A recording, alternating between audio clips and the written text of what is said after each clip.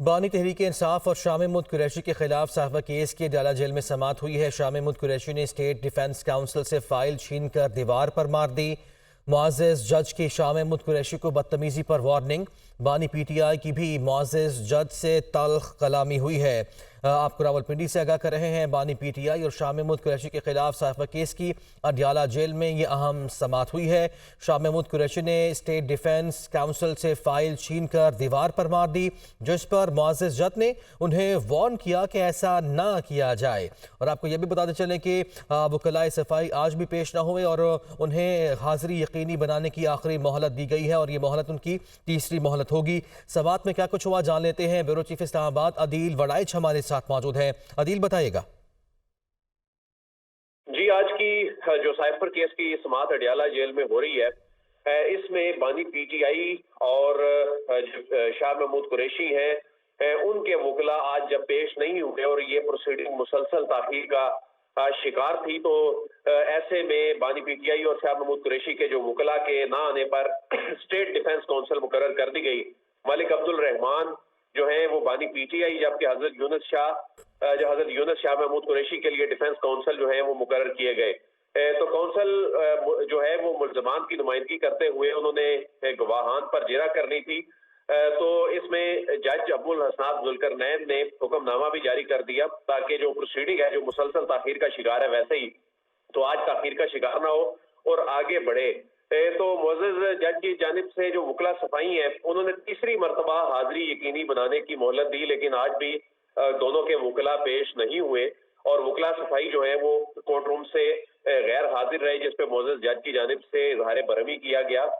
تو اس میں اسی پروسیڈنگ کے دوران شاہ محمود قریشی نے اسٹیٹ ڈیفنس کونسل سے فائل چھین کر دیوار پر مار دی، جس پر جج صاحب نے اس بدتمیزی پر وارننگ بھی دی کہ عدالت میں یہ بیہیویئر جو اپنایا گیا ہے شاہ محمود قریشی کی جانب سے، اور بانی پی ٹی آئی جو اس وقت عدالت میں موجود تھے، انہوں نے بھی معزز جج کے ساتھ بدتمیزی کی۔ اس پر جو جج صاحب ہیں ابو الحسنات ذوالقرنین، ان کی جانب سے برہمی کا اظہار کیا گیا اور وارننگ دی گئی دونوں کی۔ اس کے بعد اگر اس انداز میں عدالت میں یہ بیہیویئر اپنایا گیا تو قانون کے تحت کارروائی ہوگی۔ قانون کے تحت کارروائی ہوگی۔ شکریہ آپ کا عدیل۔ الیکشن کی گہمہ گہمی کے حوالے سے آپ کو آگاہ کرتے چلیں تو مسلم لیگ نون کا منشور آج کچھ دیر میں اب پیش کیا جائے گا۔ قائد نون league Nawaz Sharif Maryam Nawaz model town secretariat پہنچ چکے ہیں۔ 9 مئی والے نہیں، 28 مئی والے ہیں۔ نون لیگ کا یہ بیانیہ ہوگا۔ عوام کو ریلیف دینے کے کچھ شارٹ ٹرم اور کچھ لانگ ٹرم منصوبے بھی اس منشور میں شامل ہوں گے۔ مسلم لیگ نون کا منشور آج کچھ دیر میں پیش کیا جائے گا۔ بعد جو دیگر سیاسی جماعتیں ہیں ان کی جانب سے مسلم لیگ نون پر اس منشور کو لے کے خاصی تنقید کی جا رہی تھی، تو آج یہ منشور پیش کیا جائے گا اور یہ بتایا جا رہا ہے کہ قائد نون league Nawaz Sharif Maryam Nawaz model town secretariat پہنچ چکے ہیں۔ ان کے ساتھ مسلم لیگ نون کے دیگر اہم رہنما بھی آج کی اس پریس کانفرنس میں شریک ہوں گے اور آج مسلم لیگ نون کا منشور کچھ دیر میں پیش کیا جائے گا اور منشور کا حصہ یہ ہوگا کہ ہم 9 مئی والے نہیں ہیں، ہم 28 مئی والے ہیں، ملک کو نواز دو، یہ نون لیگ کا بیانیہ ہوگا، جبکہ عوام کو ریلیف دینے کے شارٹ ٹرم اور لانگ ٹرم منصوبے بھی اس منشور میں شامل ہوں گے۔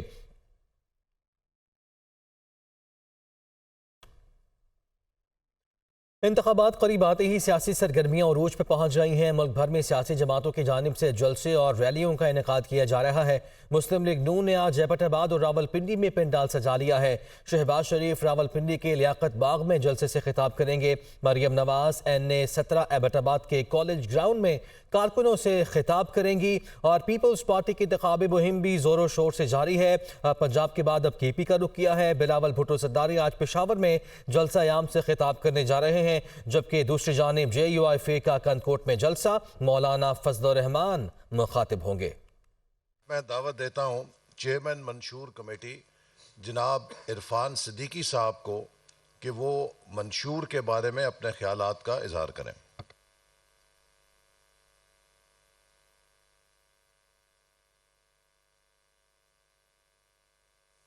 بسم اللہ الرحمن الرحیم۔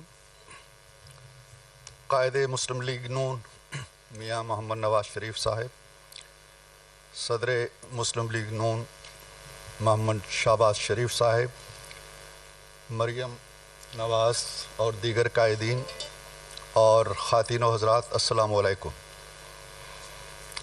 پہلے تو میں یہ کہنا چاہتا ہوں کہ پچھلے کئی دنوں سے میں لاہور میں تھا اور لاہور والے بتا رہے تھے کہ کئی ہفتوں سے انہوں نے سورج نہیں دیکھا، دھند میں لپٹا ہوا شہر تھا۔ تو آج ہمارے منشور کے ساتھ ہی دھند چھٹ گئی ہے، سورج پوری آب و تاب کے ساتھ نکلا ہوا ہے، سنہری دھوپ کی چمک جو ہے ابھی میں دیکھ کے آیا ہوں، جو میں سمجھتا ہوں کہ ایک اچھا اور نیک شگون ہے۔ میں تفصیلات میں جائے بغیر صرف یہ بتانا چاہتا ہوں کہ نومبر میں قائدین نے مجھے یہ کام سونپا تھا کہ ایک منشور کی تیاری کی جائے، اور جو خصوصی ہدایت تھی میاں محمد نواز شریف صاحب کی، ایک نقطہ تھا کہ کوئی ایسی چیز ہم نے نہیں کہنی جس پہ ہم عمل نہ کر سکیں، کوئی ایسا خواب نہیں لوگوں کو دکھانا جو بعد میں بکھر جائے اور جس کی تعبیر ہم نہ لا سکیں۔ یہ بنیادی نقطہ تھا۔ اس کے بعد پھر ان کی ہدایات تھیں کہ کن کن طبقوں کو ہم نے اہمیت دینی ہے، کن کن مسائل کو اہمیت دینی ہے، اور آپ یقین جانیے کہ مختلف مراحل کے اندر قیادت کی پوری رہنمائی اور مشاورت ہمیں حاصل رہی۔ آپ لوگوں کی طرف سے یہ باتیں آتی رہیں کہ تاخیر ہو رہی ہے، اور تاخیر ہوتی رہی، لیکن تاخیر اس لیے ہوتی رہی کہ اس کے اندر مسلسل اصلاحات کا عمل بھی جاری رہا، ترامیم کا عمل جاری رہا، اور جب ایک چیز ہم طے کرتے تھے تو پھر یہ ایکسرسائز شروع ہو جاتی تھی کہ اس کو پائے تکمیل تک پہنچانے کے لیے ہمارے پاس ذرائع اور وسائل کہاں سے آئیں گے۔ ایک یہ سنجیدہ جماعت کی بڑی ہی سنجیدہ کوشش تھی۔ کئی میٹنگز کے لیے ہماری قیادت نے وقت دیا، ان کی رہنمائی حاصل رہی۔ بنیادی طور پر میں نے اور قیادت نے مل کے 32 کمیٹیاں، ذیلی کمیٹیاں تشکیل دیں۔ میرے پاس ان کی طویل لسٹ ہے، لیکن میں نہیں پڑھنا چاہتا کیونکہ وقت بہت کم ہے، اور میاں صاحب نے بھی جانا ہے ایک جلسے پہ، اور شہباز صاحب نے بھی جانا ہے۔ لیکن ان 32 کمیٹیوں کی سربراہی میں جو ہمارے چیدہ شخصیات تھیں، میں ان کے نام ضرور لوں گا۔ اسحاق ڈار صاحب تھے، احسن اقبال صاحب تھے، خرم دستگیر صاحب تھے، پرویز رشید صاحب تھے، خواجہ سعد رفیق صاحب تھے، سینیٹر اعظم نذیر تارڑ صاحب تھے، پیر صابر شاہ تھے، جناب طارق فاطمی تھے، جناب اویس لغاری تھے، محترمہ نزہت صادق صاحبہ تھی، رانا مشہود تھے، کامران مائیکل تھے، بیرسٹر ظفر اللہ خان تھے، علی پرویز تھے، بشیر میمن تھے، جناب ریاض الحق جج تھے، شزا فاطمہ خواجہ تھیں، خواجہ سلمان رفیق تھے، بیرسٹر امجد ملک تھے جو اوورسیز پاکستانیوں کی نمائندگی کر رہے تھے، محترمہ مریم اورنگزیب۔ تو بہرحال اس منشور کی تیاری کے ہر مرحلے میں شروع سے آخر تک، ابتدا سے لے کے آج کی تقریب تک، جس سرگرمی سے اور جس محنت سے اور جس کاوش سے اور جس دلچسپی کے ساتھ اور جس لگن کے ساتھ انہوں نے کام کیا، اس کے لیے میرے پاس شکریہ کے الفاظ نہیں ہیں۔ ان کمیٹیوں نے بڑی تفصیلی رپورٹیں ہمیں دیں۔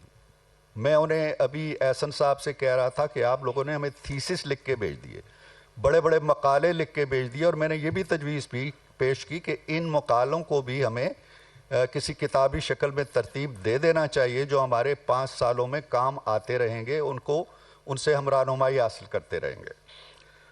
اور اس کے ساتھ ساتھ یہ کام جیسے میں نے بتایا کہ مسلسل اس کے اندر ترامیم بھی ہوتی رہیں، اضافے بھی ہوتے رہے، اصلاحات بھی ہوتی رہیں، اور یہ عمل کل تک، بلکہ کل تک بھی نہیں، آج صبح تک جاری رہا، اور اس میں قائد مسلم لیگ نون خود دلچسپی لیتے رہے اور روزانہ کی بنیاد پہ اس کا جائزہ بھی لیتے رہے۔ کئی میٹنگز بھی انہوں نے بلائیں، صدر مسلم لیگ نون ان میں شریک ہوتے رہے۔ تو یہ ایک بہت ہی انٹینسو قسم کی، بڑی دیدہ ریزی کے ساتھ، جان ریزی کے ساتھ کی گئی ایک مشق تھی۔ یہ بڑا آسان تھا کہ 8-10 نکات لکھ کے میں کسی قائد کو دے دیتا اور وہ کسی جلسے میں پڑھ کے سنا دیتے اور کہتے کہ یہ منشور ہے، لیکن یہ واقعی منشور ہے، یہ ایک دستاویز ہے۔ اور اس دستاویز کی ایک خصوصیت یہ ہے کہ ہم نے اپنے ماضی کی کارکردگی کو بھی اپنے منشور کا حصہ اس لیے بنایا ہے کہ ہم یہ بتا سکیں کہ اگر 2013 میں ہم نے یہ وعدے کیے تھے تو 2018 تک تمام خرابیوں کے باوجود، دھرنوں کے باوجود، لاک ڈاؤنز کے باوجود، ہنگاموں کے باوجود ہم نے کیا کیا کام کیے اور جو وعدے کیے تھے وہ کیا پورے ہوئے یا نہیں ہوئے. تو وہ بھی ایک دستاویزی ثبوت کے طور پر ساتھ ہم نے منسلک کیے ہیں. اس کے علاوہ ایک دلچسپ حقیقت کی طرف میں توجہ دلانا چاہتا ہوں جو ہماری تاریخ کا ایک بڑا ہی عجوبہ ہے جس پہ ہم غور نہیں کرتے اور اکثر و بیشتر بھول جاتے ہیں. نوجوانوں کا ذکر ہوتا ہے. میں آپ کے پاس یہ دستاویز آ گئی ہے، نیٹ پہ بھی ڈالی جا رہی ہے، اور جو مریم وہ جو ڈیٹیلڈ ہے وہ آپ کے سامنے ہیں. جی میرے سامنے تو ہیں. ہاں ٹھیک ہے، وہ آپ کو پہنچ جائیں گے. جی تو کہنے کا مطلب یہ ہے، میں یہ کہہ رہا تھا، اس طرف توجہ دلا رہا تھا کہ پچھلے 25-30 سالوں کے اندر جو نوجوان آج 25 یا 30 سال کا ہو رہا ہے اس نے ہر طرح کی حکومتیں دیکھ لی ہیں. اس نے مارشل لا کی حکومت دیکھ لی مشرف کی، اس نے پیپلز پارٹی کی حکومت دیکھ لی 5 سال کی، اس نے ہماری حکومت دیکھ لی 5 سال جو حقیقتاً 4 سال کی تھی، اس نے پی ٹی آئی کی حکومت دیکھ لی 4 سال کی، اس نے نگران حکومتیں دیکھ لی، اس نے ایک مخلوط حکومت دیکھ لی. یہ 5-6 قسمیں ہیں حکومتوں کی جو آج کا نوجوان دیکھ چکا ہے. اس کے لیے فیصلہ کرنا بڑا آسان ہے. وہ سامنے سکیچ بنا کے، خاکے بنا کے دیکھ سکتا ہے کہ یہ ہے. مارشل لا کو چلے ہم نکال دیتے ہیں. 2008 سے 2013 تک ایک پارٹی نے حکومت کی اس ملک کے اندر. اس نے کیا کیا؟ ایک پارٹی ہے جس نے 2013 سے 2017 یا 2018 تک حکومت کی، اس نے اس ملک کو کیا دیا؟ ایک پارٹی ہے جس نے 2018 سے 2022 تک حکومت کی، اس نے اس ملک کو کیا دیا؟ فیصلہ بڑا آسان ہے. نعروں، دعووں، کھوکھلی باتوں، الزامات، گالی گلوچ. میرا خیال ہے کہ یہ ووٹ دینے کے لیے کنسیڈریشن صرف ہونی چاہیے یہ کہ جی پوچھا جائے کہ جناب یہ 5 سال ہیں پیپلز پارٹی کے، آپ بتا دیں کہ آپ نے 5 بڑے بڑے کام کون سے کیے. پی ٹی آئی سے پوچھا جائے کہ جناب 4 سال آپ رہے ہیں، آپ نے 4 بڑے بڑے کام کون سے کیے. ہم سے پوچھا جائے جی کہ میاں صاحب سے پوچھا جائے کہ 4 سال آپ نے گزارے ہیں، آپ نے بڑے بڑے کام کون سے کیے ہیں. یہ سوال ایک ریڑھی والے سے کیا جائے، ایک رکشے والے سے کیا جائے، ایک کریانہ فروش سے کیا جائے، وہ بھی بتا دے گا. وہ سر پہ ہاتھ رکھے گا جی اچھا جی مینوں تو یاد نہیں ہے کہ پی پی پی نے کی تاثیر تھے، مینوں تو پی ٹی آئی دی بھی کوئی گل یاد نہیں آ رہی. البتہ اے میٹرو جڑی ہے شہباز صاحب نے بنائی سی، اے سڑک اے جڑی موٹر وے ہے میاں صاحب نے بنائی سی، اے لوڈ شیڈنگ بڑی ہو رہی سی، روشنیاں میاں صاحب نے دیتیاں سن. اور جو انٹلیکچولز ہیں وہ کہیں گے جی کہ آئی ایم ایف کو الوداع کہا تھا، سٹاک مارکیٹ کو کہاں لے کے گئے تھے، وائٹ پہ لے کے آئے تھے فاٹف کو جو بلیک میں جا رہی تھی. یہ وہ چیزیں ہیں جو سامنے نظر آ رہی. مہنگائی جو آج 30-40 پر چلی گئی ہے اس کو 3 اور 4 پہ رکھا تھا. جسٹ یہ کارکردگی ہے جو ہمارے آنے والے منشور کے اندر بھی رکھی ہوئی ہے اور ہمارے آنے والے عہد کا ایک دیباچہ بھی ہے اور اس کا ایک نقشہ کار بھی ہے، اس کا آنے والے دنوں کا منظرنامہ بھی ہے. میاں صاحب اور شہباز صاحب نے جب بھی اور جہاں بھی ان کے 16 ماہ کی جو حکومت تھی، مخلوط حکومت جسے کہتے ہیں، اس کے کاموں میں اگر ہم جائیں تفصیل میں جائیں کہ ملک کی حالت کیا تھی اور کہاں سے یہ سنبھال کے کہاں لے کے آئے، وہ ایک بڑی تفصیل ہے، اس میں ہم نہیں جانا چاہتے. لیکن صرف ایک کام پہ اگر توجہ دی جائے جس کا کریڈٹ شہباز صاحب کو جاتا ہے اور ان کی ٹیم کو جاتا ہے، انہوں نے ملک کو دیوالیہ پن کے کنویں کی جو میڈ پہ کھڑا تھا، جو ملک کنویں میں گرنے والا تھا، اس کو کنویں میں گرنے سے بچایا. دیوالیہ ہونے سے بچانا اگر کوئی اور کام نہیں بھی ہے تو 16 ماہی حکومت کا اتنا بڑا کارنامہ ہے جو شاید ہم اس کی قدر و قیمت کا تصور نہیں کر سکتے، اس لیے کہ ہم اندازہ نہیں ہے کہ اگر خدا نخواستہ ہم ہو جاتے تو اس کے اثرات و نتائج کیا ہوتے. تو میں یہ کہنا چاہتا ہوں کہ اس منشور یہ ایک ڈیولپنگ پروسیس ہے ہمارا. یہ حتمی منشور اس لحاظ سے تو ہے کہ ہم الیکشن میں جا رہے ہیں, لیکن یہ جاری رہے گا. آپ کے مشورے آتے رہیں گے. ہم خود جو محسوس کریں گے, اگر اللہ تعالیٰ نے ہمیں موقع دیا, عوام نے اعتماد کیا, تو یہ منشور نشو و نما بھی پاتا رہے گا, پائے تکمیل تک بھی پہنچے گا, اور اس میں انشاءاللہ ہم اضافہ بھی کرتے رہیں گے وقت کی ضرورتوں کے ساتھ ساتھ. میں اپنی بات ختم کرنے سے پہلے بہت شکریہ ادا کرتا ہوں اپنی پوری ٹیم کا, ذیلی کمیٹیوں کے چیئرمین حضرات.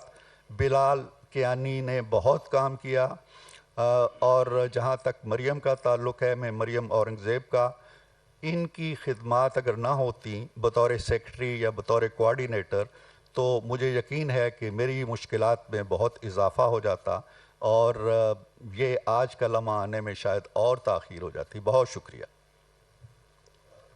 بہت شکریہ عرفان صدیقی صاحب. عرفان صدیقی صاحب بتا رہے تھے کہ سوشل میڈیا پر افسانوں اور حقیقت کی دنیا میں کارکردگی کا بہت فرق ہے, اور پاکستان مسلم لیگ نون نے ہمیشہ عمل کی دنیا میں ملک اور عوام کی خدمت کے منصوبے زمین پر حقیقت میں ڈھال کر اپنی صلاحیت کا مظاہرہ کیا ہے. اب میں دعوت خطاب دوں گا صدر پاکستان مسلم لیگ نون جناب شہباز شریف صاحب کو, جو پاکستان مسلم لیگ نون کی ترقی کے ویژن کا فیس ہیں, جن کے 10 سالہ وزارت اعلیٰ کے دور میں پنجاب نے ترقی کا وہ ماڈل دیکھا کہ جسے نہ صرف ملک میں بلکہ بین الاقوامی سطح پہ عظیم پذیرائی حاصل ہوئی, اور ان کے مخالفین بھی ان کی خدمات کا اعتراف کرنے پہ مجبور ہوئے, اور 16 ماہ کی اتحادی حکومت کے سربراہ کی حیثیت سے, جیسے عرفان صاحب نے کہا کہ ان کی تاریخ میں بڑی کنٹریبیوشن یاد یہ رکھی جائے گی کہ وہ پاکستان جسے اپریل 22 میں بینک کرپسی کے دھانے پر عمران خان کی حکومت چھوڑ گئی تھی, اس کو بینک کرپسی کے خطرے سے نکال کر استحکام اور اس کی سٹیبلٹی کے راستے پہ ڈال کے انہوں نے حکومت کا اختتام کیا. اب میں دعوت خطاب دیتا ہوں جناب شہباز شریف صاحب کو, صدر پاکستان مسلم لیگ نون.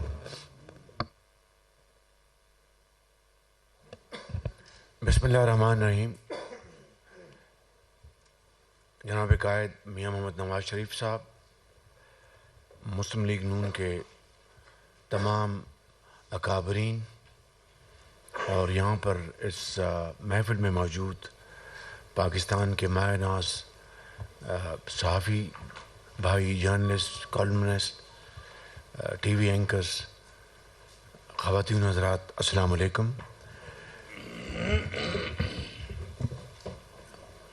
میں جو محترم سیکرٹری جنرل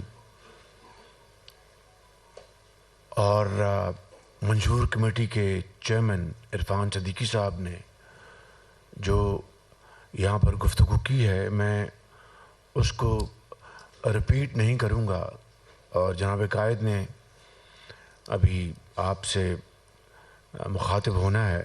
میں صرف چند گزارشات کرنا چاہوں گا وداؤٹ گوئنگ انٹو ریپیٹیشن. پہلی بات تو یہ ہے کہ یہ ایک روایت ہے کہ ہر الیکشن میں جانے سے پہلے ہر پارٹی اپنا اپنا منشور قوم کے سامنے پیش کرتی ہے. تو روایتاً بھی ایک اس موقع کی ضرورت ہے, لیکن جو اصل بات جس کی طے میں ہمیں جانا ہے کہ یہ وہ روایتی منشور پیش آج تک ہوتے رہے, کتنی پولیٹیکل پارٹیز نے یا لیڈرز نے ان کے اوپر صدق کے دل سے اور محنت سے عمل پیرا ہونے کی کوشش کی. میں خود نمائی میں جائے بغیر چند مثالیں آپ کے سامنے پیش کرنا چاہتا ہوں. میاں محمد نواز شریف نے